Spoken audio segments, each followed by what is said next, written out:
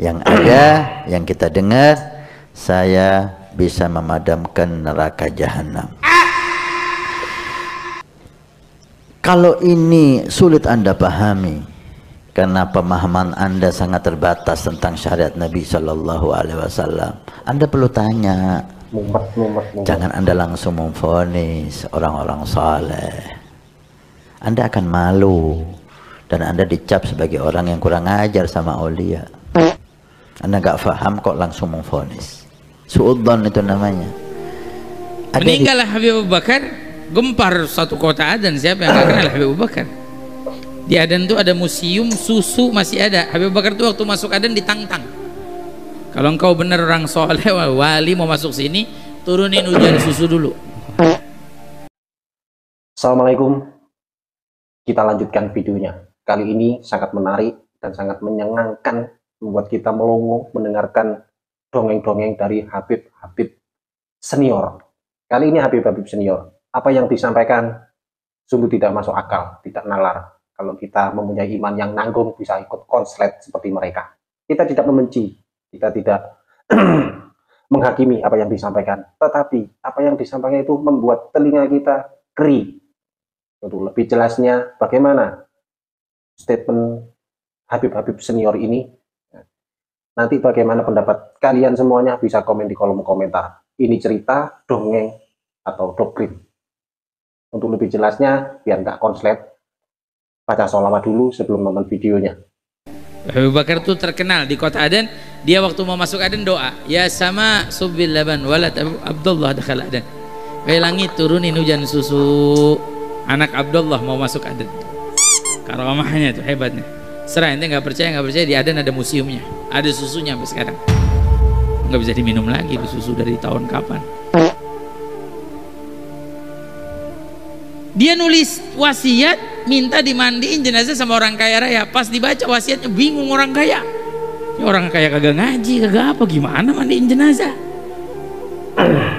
Gimana mandiin jenazah? Bingung, semua orang bingung gimana. Yang paling bingung si orang kaya ini, saya disuruh mandiin jenazah Habib Bakar. Apa nggak salah ini? Tahu-tahu tanya-tanya, teliti-teliti, Habib Bakar punya urusan apa waktu dipersiapkan jenazahnya? Habib Bakar punya utang sama satu orang. Berapa? 50.000. Oh, saya baru tahu, kata dia. Jadi makna dari wasiat Habib Bakar mandiin jenazah, bukan mandiin jenazah secara nampak, tapi mandiin jenazah, mandiin utangnya, bayarin. Akhirnya dilunasin tuh 50.000 daripada dirham tersebut. Seperti kalimat Sayyidina Syekh Abu Bakar bin Salim atau kalimat aulia di zamannya ketika mulai beliau ada malaikat pencatat amal kejelekan diliburkan oleh Allah Subhanahu wa taala. Ini kalau lo kan muka lokal. Limited edition ini. Muka-muka impor. Kalau lo kan muka lokal. Hidung pesek, pipi tembem. Mata belok. Persis kayak celengan Semar.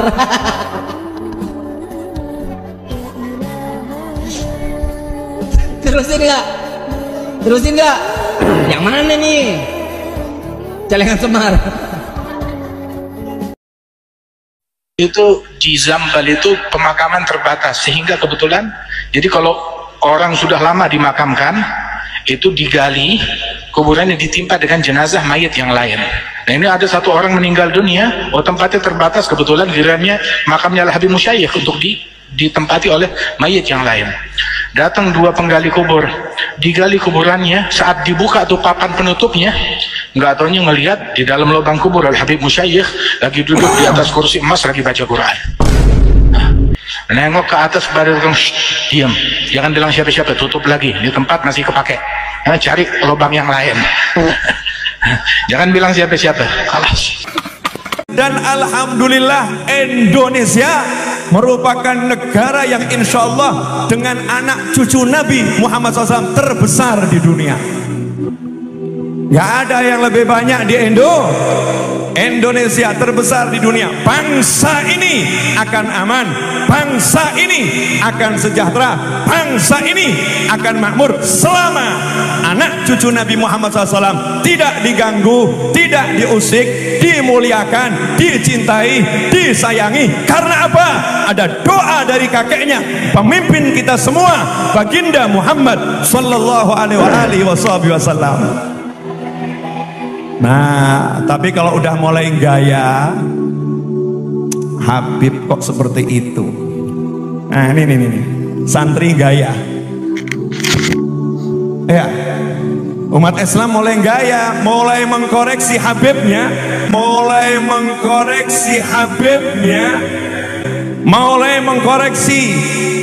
mengkoreksi ulama-ulama dari anak cucu Nabi Muhammad SAW.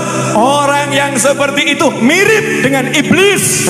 Orang yang seperti itu mirip dengan iblis.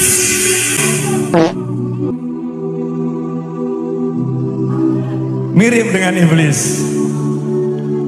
Pangkatnya, ilmunya ditunjukkan untuk mengoreksi anak cucu Rasulullah. Lupa kalau kakeknya mendoakan siapa yang mencintai keduanya, cintai, dan siapa yang menyakiti keduanya, aku benci, ya Allah, benci mereka. Mau pamer apa? Mau pamer apa coba? Makanya tolong semuanya sadar, jangan ikut-ikutan orang yang tidak mencintai keluarga Rasulullah.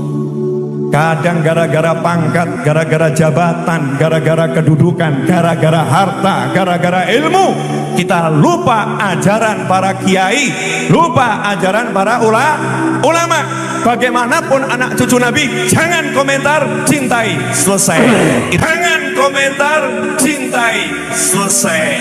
Itu tugas umat. Gara-gara macam-macam jadi lupa, gara-gara macam-macam jadi merasa punya sesuatu, kemudian dia berani menghakimi anak cucu Nabi Muhammad SAW. Dan jangan macam-macam dengan semua yang dicintai Rasulullah. Al ulama warathatul anbiya.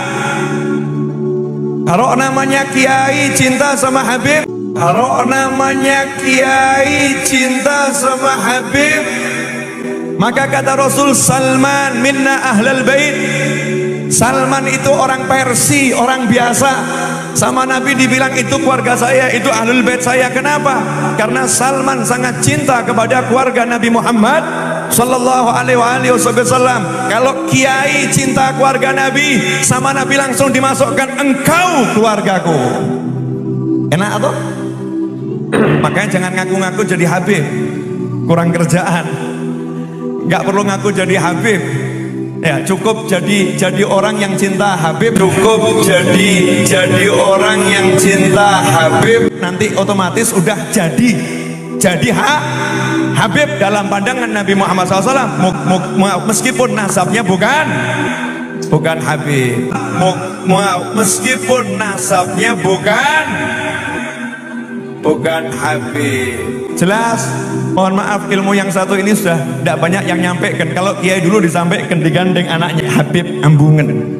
Habib Ambungen. Berkah dunia akhirat, cintai Habib. Itu kiai dulu begitu. Kalau anak muda zaman sekarang, tontok se Habib sopo. Tontok se Habib sopo. Nok cocok gak apa-apa, gak cocok tinggal no. Kurang ajar iku Habib iku. Masya Allah. Na'udzubillah min dzalik. Jangan lupa, umat Islam di jagat raya sholatnya tidak akan diterima oleh Allah Subhanahu wa ta'ala, meskipun sholatnya nangis sampai keluar air mata darah, kalau tidak mau mendoakan Habib. Nah, karena kami sedang bangun pesantren dan sedang membeli tanah apa semua segala macam. Nah, makanya pada malam hari ini coba yang santri angkat tangan, jadi kelihatan yang bukan santri mana. Yang santri angkat tangan coba. Berarti yang bukan santri yang depan ini. Yang depan ini bukan santri. Yang depan sama yang di panggung bukan santri ya. Alas, yang santri. Ini sorban anak pakai dakwah selama sekitar 13 tahun. Bahkan dalam penjara. Dan ini mau ana lelang untuk pembangunan pesantren. Mau ana lelang. Nah, selain santri yang ada di depan sini, sampai ada di depan mana? Siapa yang mau beli uangnya buat pondok pesantren? Ana buka mulai 10 juta. Siapa? Ente orang gila beli mobil lebih cepat pada. Ini buat beli buat pesantren pada 10 juta. Ada lagi yang lebih? Mahli. Bukan lagi terus. 10 juta. Siapa lagi? Ada? Ada lebih? Nggak ada? Udah? Ya akhir, buat beliau 10 juta. Mudah-mudahan barokah di akhirnya. Masya Allah mendapatkan keberkahan dari dakwah yang selama ini yang pakai kemana-mana. Insya Allah beliau ikut mendapatkan keberkahan. Amin amin. Rabbal alamin. Ya, itu saja sedikit nasihat yang saya sampaikan. Kurang. Habib Umar Al-Muhdar radhiyallahu anhu itu dulu satu tarikan nafas bisa digunakan untuk baca ya latif sebanyak 1000 kali. Nah, jadi Allah menyampaikan ke kutub dulu. Kalau kutub mengiyakan, maka turun adab. Jadi terjadi tsunami, terjadi gempa apa di dunia, itu sudah di ACC sama kutub. Tapi kalau kutub itu kesian, ya Allah, warga sini masih bisa diharapkan. Ibaratnya Semarang, Allah mau nurunkan sesuatu di Semarang misalnya. Kutub, ya Allah, warga Semarang masih bisa diharapkan tobatnya. Terus saya yang nanggung. Karena sudah mubrom. Qadha Allah itu kan sudah apa? Mubrom, pun pasti kan, kan? Sudah pasti terjadi. Yang di umul kitab, yang di lauhul mahfud kan masih bisa dirubah. Kan yamhullahu ma yasha'u wa yuthbit. Bisa ada dihapus, bisa ada yang ditetapkan, diteruskan. Tapi wa indahu umul kitab. Tapi yang di umul kitab tetap harus terjadi. Lah misal Allah, ini sudah di umul kitab. Ya aku sing natai ya Allah. Makanya wali-wali kutub itu kan banyak yang penyakitnya parah. Contoh, yang masyhur terakhir kali itu Habib niki. Habib Abdul Qadir bin Ahmad Asghaf. Ini yang terakhir yang masyhur, semua aulia awali seluruh dunia sepakat. Semua ahli sufi dunia sepakat. Beliau kutub zamannya. Umurnya 100 lebih. Beliau di akhir hayat nggak bisa bicara. Sudah sampai nyun sewu. Sampai keluar apa? Air liurnya itu. Nah, tisunya itu yang gerebutan wong sak donya. Malam Rabu baca Hadrobah Saudan, malam Kamis baca Burdah, malam Jumat baca Jaliyatul Qadar sama Yasin 40 kali. Baru 40 kali. Bagaimana Habib Abu Bakar bin Abdullah Al-Attas? Habib Abu Bakar bin Abdullah Al-Attas satu kali duduk baca Yasin 90.000 kali. Kita sudah simak videonya awal sampai akhir. Bagaimana pendapat saudara semuanya? Apakah itu disebut ceramah, atau halu, atau dongeng? Kita mereaksi video ini, deretan beberapa habib yang menyampaikan, ini habib senior ya, bukan habib amatir atau habib pemula, ini sangat senior sekali. Beliau menyampaikan dalam pidatonya atau dalam dongengnya, sungguh tidak masuk akal. Saya sendiri sampai bingung, nanti kalau kita imannya nanggung-nanggung bisa ikut konslet mumet. Kita harus hati-hati ya, kita harus jeli. Ada poin-poin tertentu apa yang disampaikan beliau, dan banyak sekali. Membuat kita mumet, membuat kita pusing. Banyak doktrin-doktrin yang terang-terangan. Doktrin yang mengajak kita untuk membenci, kita mempercayai yang tidak pernah ada. Mereka bercerita, mereka berdongeng, seakan-akan mereka itu paling benar. Saya tidak membenci mereka. Kemungkinan saudara-saudara kita tidak membenci mereka. Tetapi apa yang disampaikan sungguh tidak pantas sekali disampaikan. Menurut mereka itu adalah putu Rasulullah. Seorang ulama, seorang pendakwah, seorang kiai yang menyampaikan, bercerita, berdongeng, tidak berdasarkan apapun. Mereka hanya dengan keinginan mereka agar mereka diakui oleh mukibinya.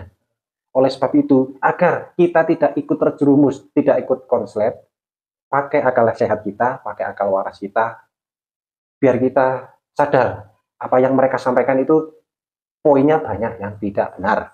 Menurut saya, menurut saudara-saudara semua itu terserah. Bisa tinggalkan komen di kolom komentar, kita diskusi pendapat kalian bagaimana. Terima kasih saudaraku. Sampai bertemu di video berikutnya. Tidak lama-lama, ojo lali mau sholawat biar gak ikut konslet seperti apa yang disampaikan. Ojo lali selalu berpikir positif, tanggapi dengan bijak biar tetap waras. Assalamualaikum warahmatullahi wabarakatuh.